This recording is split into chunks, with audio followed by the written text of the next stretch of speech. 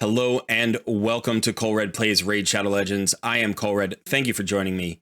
In today's video, I will be covering R-Tack.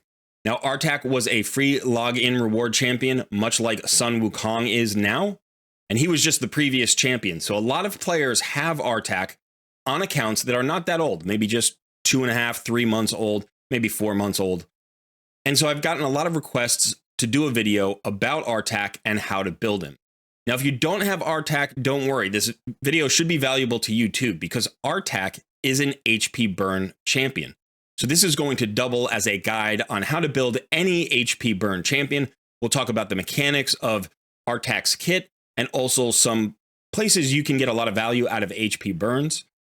He is also an HP burn activation champion. So we're going to talk about how that works as well. So whether you have R-Tack or you just want to know a little bit more about how to build an HP burn champion, this video should have you covered. I hope you're ready. Let's get started.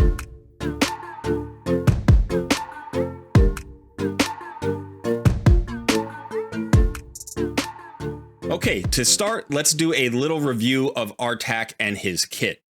So to take a look at his stats first, we notice that he has a nice HP pool of 22,000 HP. He's also got a decent defense at 1167. Now, most champions, unless they're really designed to be super tanks, will either have a high HP pool or a high defense stat, but not both. So typically one of them is a bit more modest than the other. I would say 22 HP is a pretty high HP pool. It's not ridiculously high, but it is on the higher end.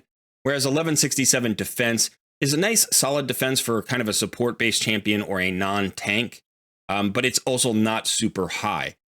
So this is a kit that's geared more towards HP. That makes sense. He is an HP-based champion, and we're going to talk more about how that works into his build when we get to gearing him. Now, his speed is solid at 100 for a legendary. That's fairly average, but it's good. He does have a little bit of resist and accuracy on his kit, so that extra 10 accuracy is going to be helpful because he is an HP burner, and that means he needs to apply debuffs in order to do damage. Okay, so let's take a look at his skills. His A1 Chaos Razor attacks all enemies and has a 45% chance when booked to extend the duration of any HP burn debuffs on each target by 1 turn. There are several things going on with this skill. The first thing is any AoE A1 can be very useful, right?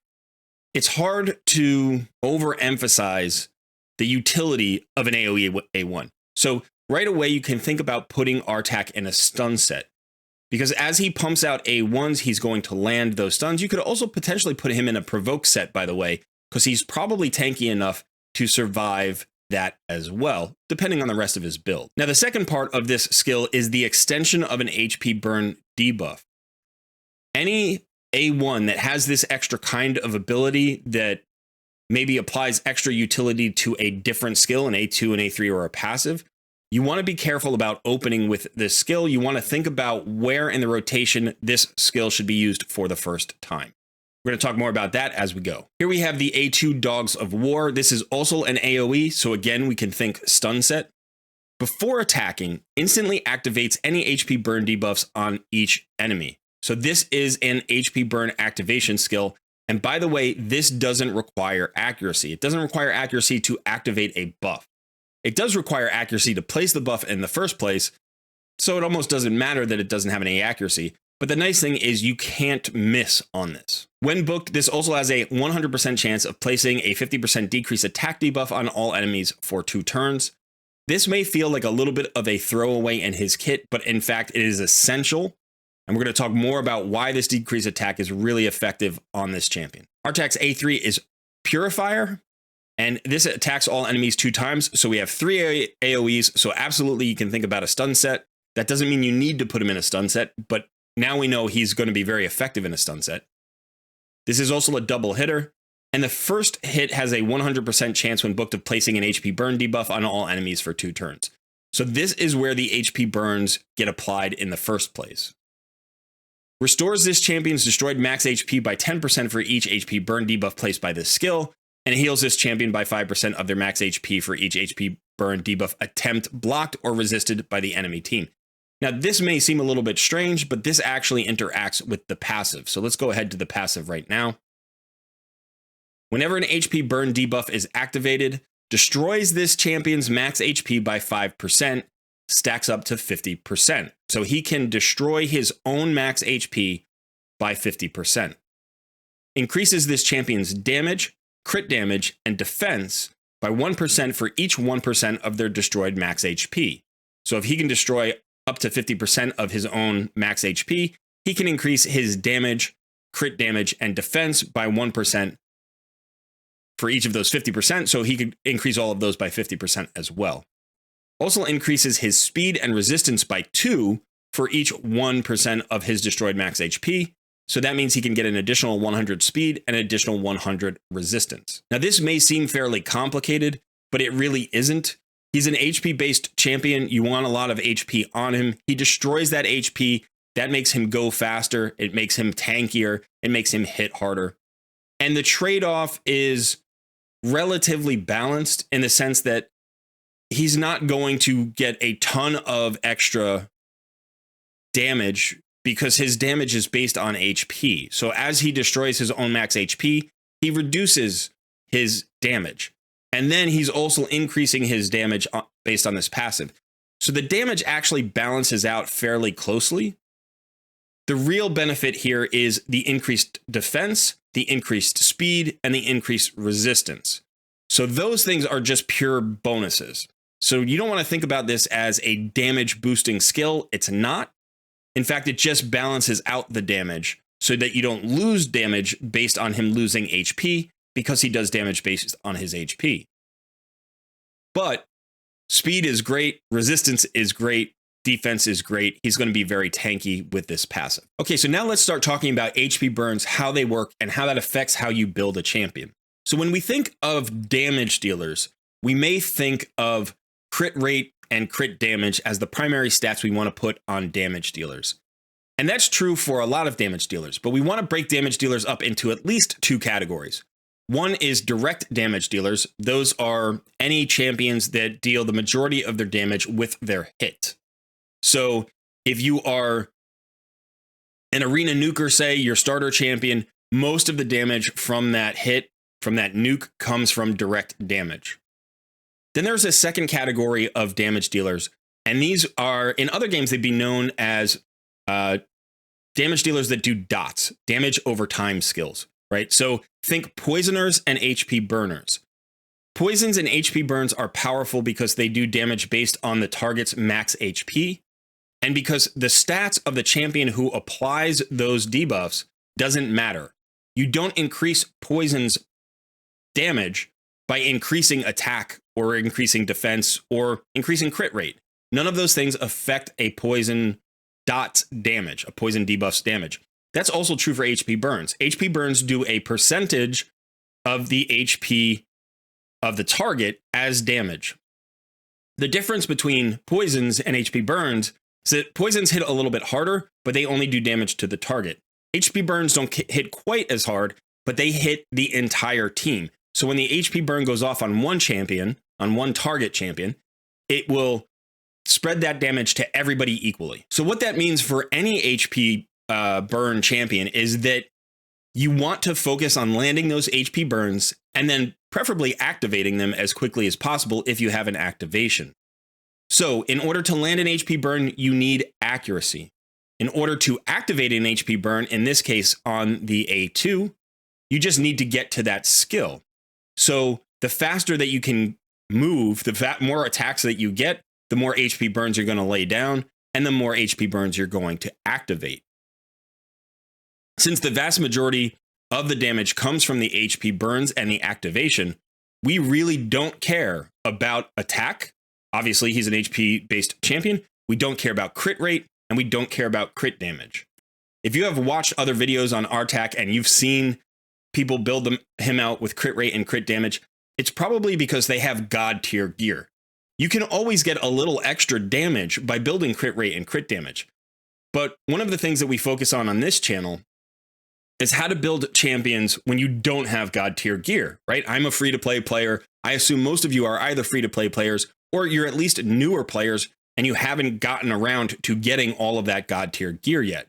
So if R-Tack is your carry, and he may be, because this is a login legendary, So if your account is only 3 or 4 months old and Artak is your best champion and you use him everywhere, you want to make sure that you have a build that is going to make him valuable everywhere. And focusing on crit rate and crit damage is going to do a couple of things.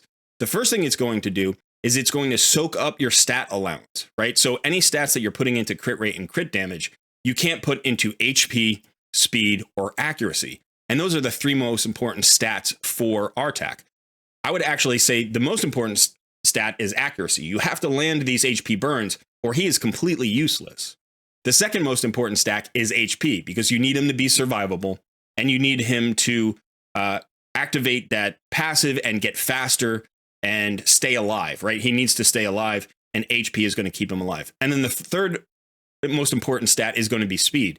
The faster that you can get him, the more HP burns he lays down, the more he activates. So when we're looking at this kit, we realize, okay, this is a tanky damage dealer who's going to be good against multiple targets, but he's not going to blow up anybody, really, right? He's not about nuking out a wave instantly. He's about grinding everything down, including bosses. HP burns work great for bosses. But he's going to be your wave content clearer. He's going to be your wave clearer. He's going to be your spider boss MVP. Absolutely. HP burns in high-level spider boss are incredibly important. He's always going to be attacking every spiderling, by the way, so that's also great. He's going to activate all those HP burns. He can be your clan boss damage dealer, and he's going to be very tanky. So this decrease attack works really well with that idea. He can place a decrease attack on every single enemy.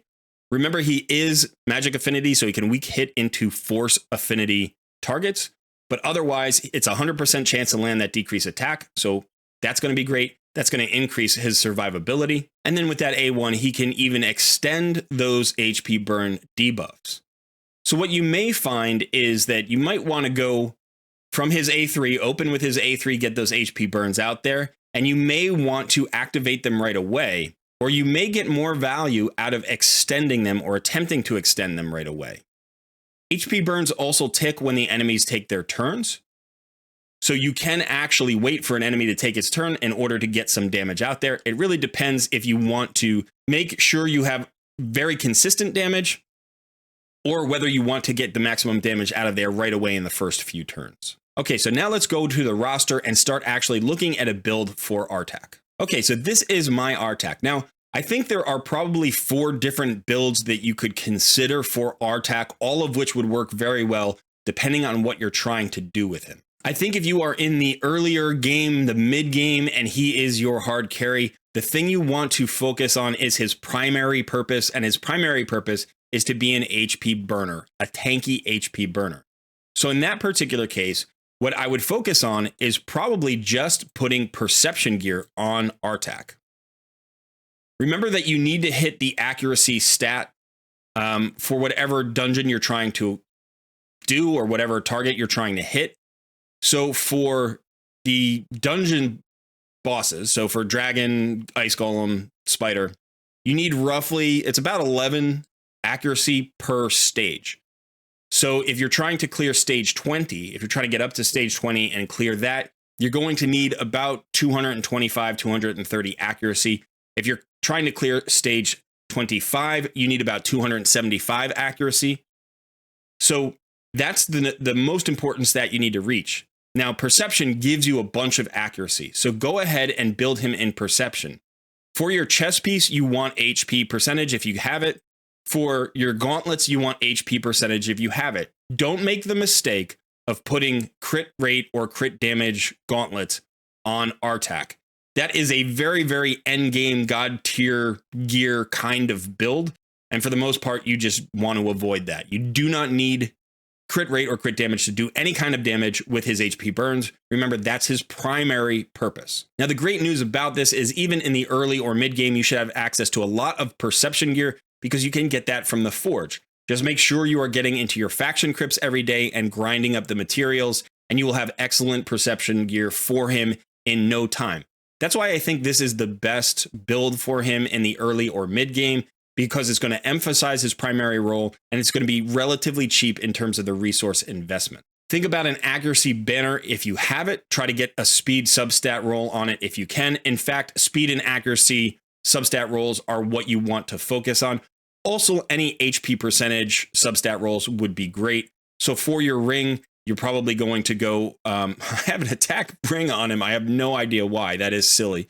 I think it's just because I wanted a revenge ring. That's what it is. I think this was my only revenge ring. So this gives him a 5% chance to counterattack. So that's why I put it on him. You can see I also have a revenge amulet. This is an HP based amulet, which you should have. Again, with accuracy, any defense or resistance would also be helpful. One of the most dangerous threats to a champion like this, a tanky champion that needs to move fast in order to get the job done, is CCs. So resistance is not a throwaway stat for R-Tack. You want to have some resistance on him to resist, whether it's a stun from, a wave content in Doom Tower, or maybe to resist the Spiderling's poisons. If you can get some resist on him, that's great. It's not a super important stat, but a little bit of resist can go a long way. Again, no crit damage amulet here. HP amulet if you have it. If you don't have HP on any of these pieces, go for defense and accuracy, right? So, you could use an accuracy chest piece. That wouldn't be awful if you can get him tanky enough. I would probably prefer a defense percentage chest with speed and accuracy substats, but you could consider an accuracy chest piece. And then maybe you don't need the accuracy on the banner and you could go with an HP banner instead. So if you get 6 pieces of perception gear on your R-Tack, you're going to be plenty fast. You're going to be plenty accurate. Just that 120 accuracy you get from those 3 sets is really going to get you a long way towards what you need for him to be effective. Okay, now as we move into the mid game or towards the end of the mid game, you might want to think about additional uses for this R-Tack, and you can start building him in gear that is maybe a little bit better in terms of the stats that you have on it. You're going to have more stars on your gear. You're going to have higher rarity of your gear. You're going to just have more pieces to choose from. So as you can see, I have my R-Tack built in a stun set. Now, a stun set can be extremely powerful on R-Tack because every single ability is an AoE.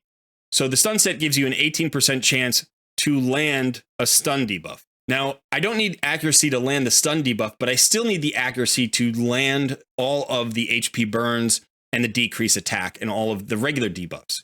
So you can see I still have a high accuracy number here. I'm at 368, and this does very well for most of the game. When I get into really high level Doom Tower, this accuracy starts to not be enough. So I would love to push this maybe another 40. If I could get it just over 400, that's usually enough for Doom Tower. And you can see I'm actually running 3 5-star pieces of gear here. My boots, my chest plate, and my gloves are all 5 stars. You don't need 6-star legendary pieces. You can see I have 4 rare pieces here. You just need to have the right pieces with the right substats. I'm running at 223 speed, which I think is okay. I would like him to be faster. I think you could run him as fast as maybe 260 or even a little bit higher than that to get maximum value out of him. But as long as you're over 190 speed or so, that should be a good place to start. And if you have 3 sets of perception gear, you should be able to reach that number relatively early in your account. So if you're 60 days in, getting him to 190 or 200 shouldn't be too tricky.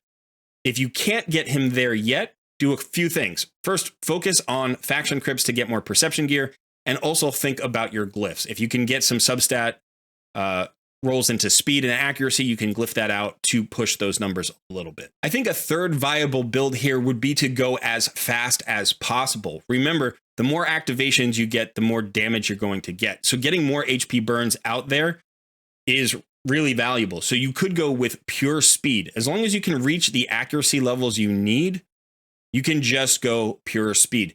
He doesn't need much setup, so you don't really need to worry about like getting extra debuffs out there or buffing him up. He's not going to increase his damage with like an increased attack or anything.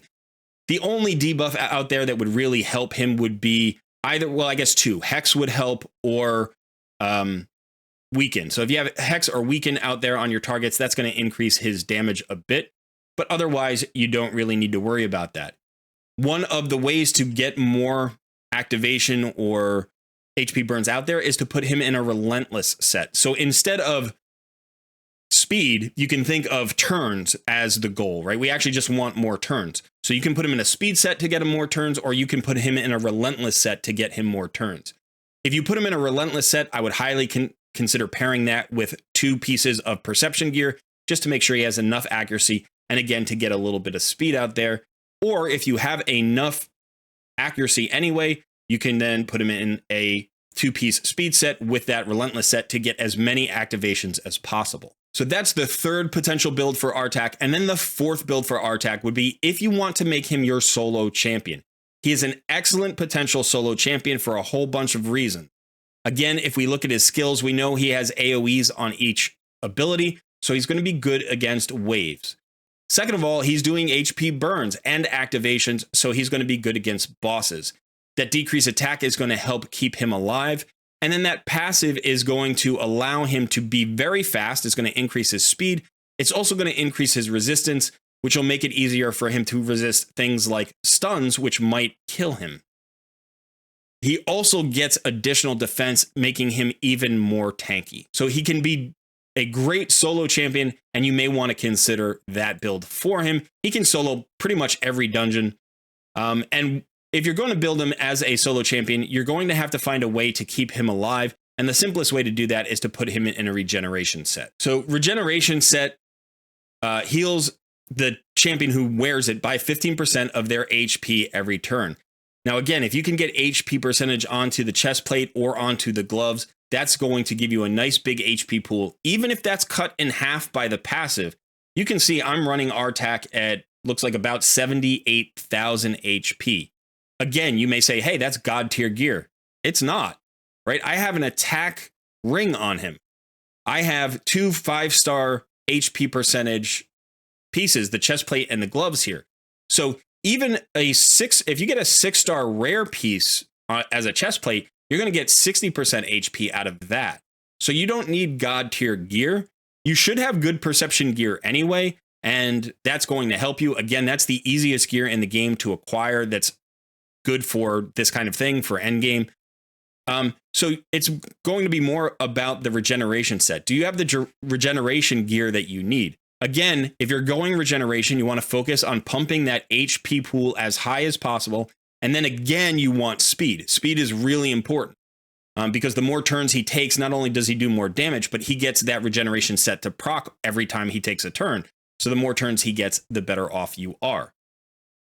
Remember, the critical stat is still accuracy. If he doesn't have the accuracy, he's not going to be able to solo anything. Or if he is, it's going to take forever because he's just going to be relying on the damage he does with his abilities, which is very low. So you should be able to get your R-Tack up to at least 60 or 70,000 HP if you focus on getting the right gear on him.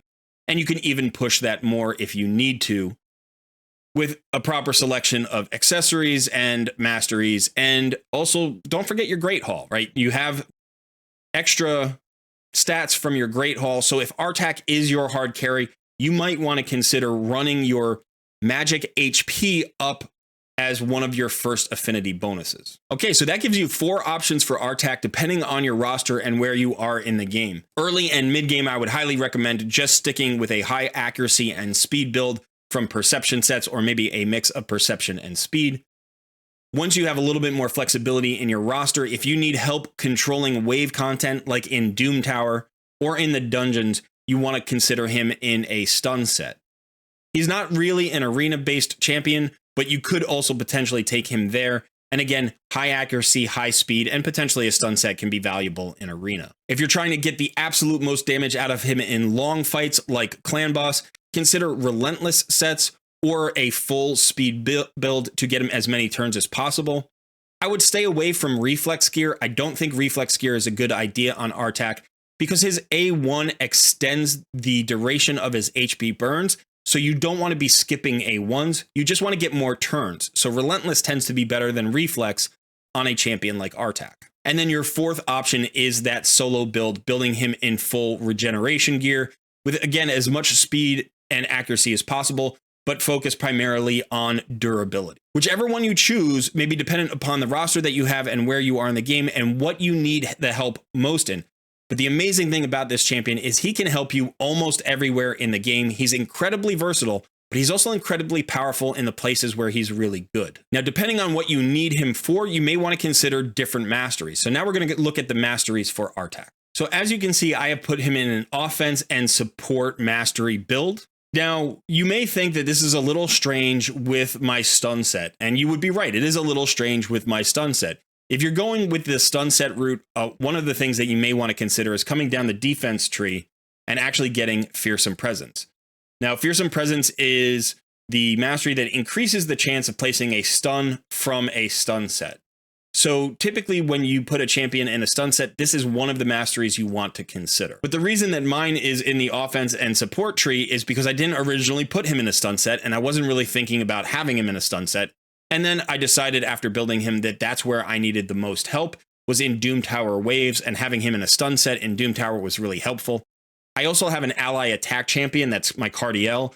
And so having an ally attack gets another A1 out of Artak. And so having a stun set gives Artak another chance to stun with that stun set on the A1. And he still does the job everywhere else I need him to go. I do not use him as a solo champion everywhere or anywhere really. So I don't need to worry about that aspect of his build. And so my primary goal was to get as much accuracy and speed on him as possible and then make him tanky. So I wasn't worried about putting him in Clan Boss, so that's why I have not gone all the way down to War Master. I don't need War Master.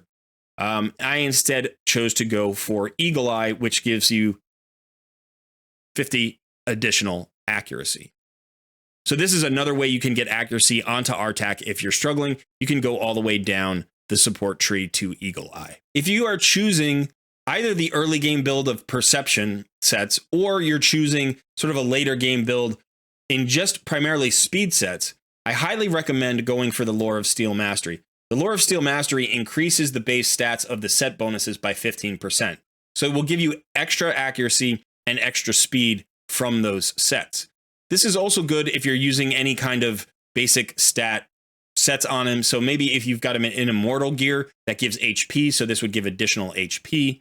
If you have him in defense gear or life gear or anything where you're getting flat stats or stat percentages from, then you could consider Lore of Steel as well. For the other support masteries, you want all of the accuracy masteries. So that's going to be Pinpoint Accuracy, and then Charged Focus, and then Swarm Smiter. All of those increase your accuracy. Swarm Smiter is especially good if he is your Spider Boss champion at level 25, stage 25. Because that's going to give you 16 additional accuracy all the time. They're going to be, at least 4 spiderlings up. So this is very, very good for increasing his accuracy there. And remember that this accuracy isn't counted in your stats. So when you're looking at the stats for Artak, that doesn't show up here. So this accuracy of 368 gets increased by those masteries and only shows up in the battle. Now, you'll notice I did go for Cycle of Magic. I think that this was a bad choice, and I should probably get away from Cycle of Magic. I don't want to decrease his cooldowns. I want him to take more turns. Remember, that A1 is very important in extending his HP burns. Now, over in the offense tree, I did take the crit rate and crit damage masteries. It's a little bit of extra damage, and the other options aren't any better. Heart of Glory is a way to multiply his damage, and in fact, you can pretty much choose any abilities on this side. It really depends if you're going for a solo build or not. If you're going for a solo build, you may want to consider the fact that you're bringing in trash champions with him when he's soloing to get some free XP there. So masteries like Whirlwind of Death that increase speed for each enemy killed is good. He's going to be killing a lot of enemies. He's going to be killing all the enemies. But also, if you have Wrath of the Slain, you can increase damage inflicted by 5% for each dead ally. So if you get a buff for a dead ally, that's a good thing. If you get a buff for killing an enemy, that's a good thing, because he's going to have dead allies and he's going to be the only one killing any targets. Likewise, over here in the support tree, you could also go with Spirit Haste, which increases speed for each dead ally. So you could really get a lot of extra speed if he is in a solo build. If you've decided to make him a clan boss damage dealer, then you are going to want to go all the way down the offense tree and get your War Master. That's going to add some extra damage to that fight. You could also consider this if you want him in a solo build and you have enough accuracy, because this is going to do more damage to bosses and increase the speed of those fights. Okay, so now I just want to show off Artak in one fight just to give you an idea of how he does what he does. And so I built a team here for stage 25 of Spider Boss. Now, HP burners are the best way to get from level 20 to 25 in the Spider's Den. They're also great at lower levels of Spider. So if you have R-Tack, this is a place where you can get a lot of value out of R-Tack. And I want to show you that R-Tack can get the job done basically on his own. You don't really need a lot of help here. So what I've actually done is I've built a team around R-Tack that does no damage and also doesn't have a lot of turn meter control. So the only champions here that have turn meter control are Haikatoon and Syl of the Drakes, and they're both relatively weak turn meter controllers. So, one of the things is in Spider, you want the Spiderlings to take turns to actually activate those HP burns. So you don't necessarily want to slow them. You don't necessarily want to reduce their turn meter. You want to let them go. You only want to slow and reduce the turn meter on the boss. So having Syl of the Drakes, she applies an A1 slow or slow on her A1 single target to the boss. So does Haikatoon, same thing, A1 with a slow that would only apply to a single target. So getting the slow on the boss can be helpful. That just means the boss gets fewer turns. And then I've got two ways to fill turn meter here with Haikatoon and Seeker. And then, of course, Haikatoon also has the speed buff. So again, speed is king here. I have enough accuracy, so I'm not worried about that. I just want R-Tack to take as many turns as possible. Now, one thing you can consider in the Spider fight, if you're struggling with the Spiderlings, is stuns or stuns or freezes on the Spiderlings can be a good way to reduce the incoming damage to your Spiderling tank, and yet not slow them down so that the HP burns still proc as fast as possible. An AoE slow is not as good here if you're using an HP burn. I also have a cleanse and a block debuffs buff from my Pythion. I'm not sure I need all 5 of these champions. I'm pretty sure I could get R-Tack through here with maybe just 2 teammates, but this is a pretty good team to show that just R-Tack doing damage here for Spider 25 is more than enough to get the job done. So let's go ahead and run this and you'll see exactly what I mean. Okay, so here we are in the Spider fight, and I'm going to manual this just a little bit so that we can keep it nice and slow and you can see how R-Tack works in this build. So I have Haikatoon going first. She's going to speed up my champions.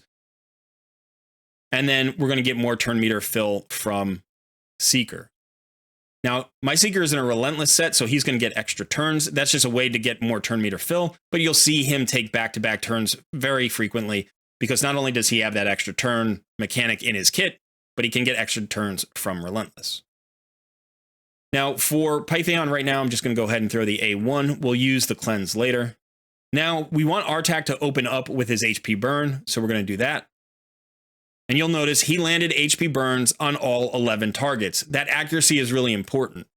Remember that there is a 3% chance that a debuff will be resisted regardless of affinity or accuracy or resistance. So sometimes you'll miss a few HP burns, but having 11 out here is really going to help me just crush this Spider boss very quickly. Syl's going to throw out an AoE stun here. I don't even care about the slow right now. Now we're going to try to get the slow onto the boss with Haikatoon, which we landed.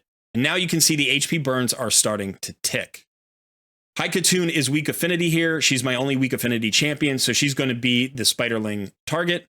So I want to go ahead and give her a block debuffs buff. And now I'm just going to wait for R-Tack's burns to do the work. There we start to go.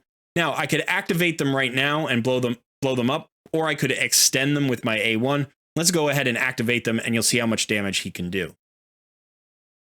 That's a huge amount of damage, right? He just did a ton of damage to the Spider boss.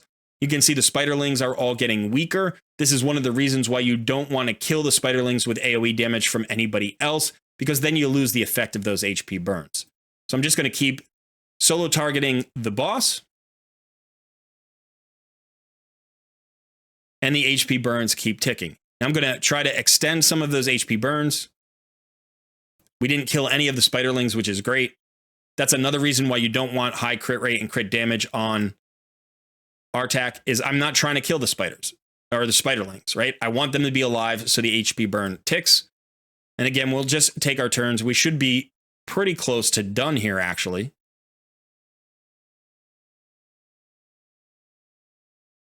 We're probably going to get a situation where the boss is going to consume these spiderlings and take a turn. So I'm just going to try to kill some of them. Maybe extend the buff one more time. We'll do this. See if we can kill some of these spiderlings. I don't typically want to kill spiderlings, but we also don't want her to consume 10 spiderlings. It's just annoying. It looks like she's going to consume a lot of spiderlings, but some of these may die from HP burns. We'll see.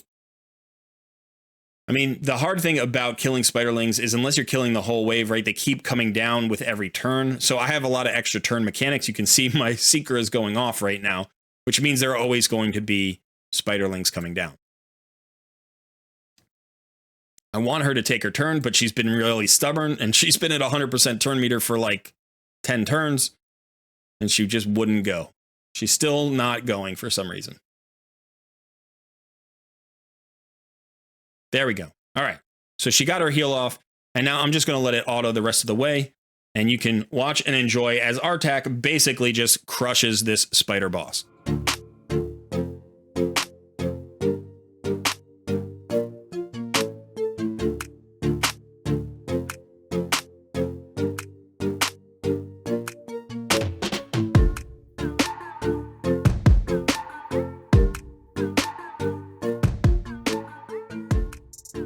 I have to say, I was kind of amused by that fight. That was a very slow version of this team. I have run this team through Spider's Den stage 25 in under a minute before.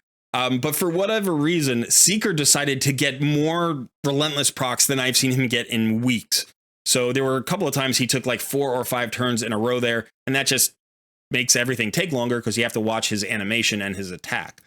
But still, you notice when the HP burns were activated, you took out huge chunks of the spider's health, and that's basically what R-Tack does.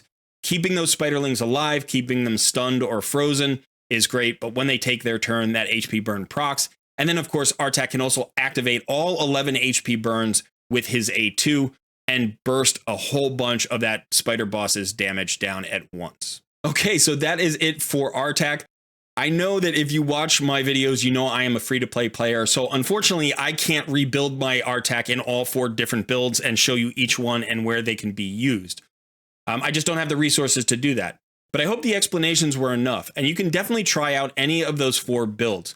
Again, if you are early on and you are struggling for gear, focus primarily on the accuracy first, then survivability, and then speed. If you are into the mid-game or late mid-game and moving on towards end-game, you're going to have more gear options, and then you can start thinking about putting him in a speed set or a relentless set or a regeneration set. You may even be able to get to those builds in the mid game, depending on the gear that you have, and then you can try him out in different places and really enjoy him. And then when you finally settle down on your final build for R-Tack, you can go ahead and optimize his masteries for that particular build. I haven't redone my R-Tack's masteries yet, but I probably will if I intend to keep him in a stun set long term. I just haven't fully committed to it. So right now he's getting the job done everywhere I need to, so I haven't optimized him with masteries yet. I may still change him to a regeneration set just because I love solo tanks, and I think he'd be very valuable on my account in that particular build. Okay, let me know what you think. If you have any questions about R-Tack or HP burns in general, go ahead and put those in the comments below.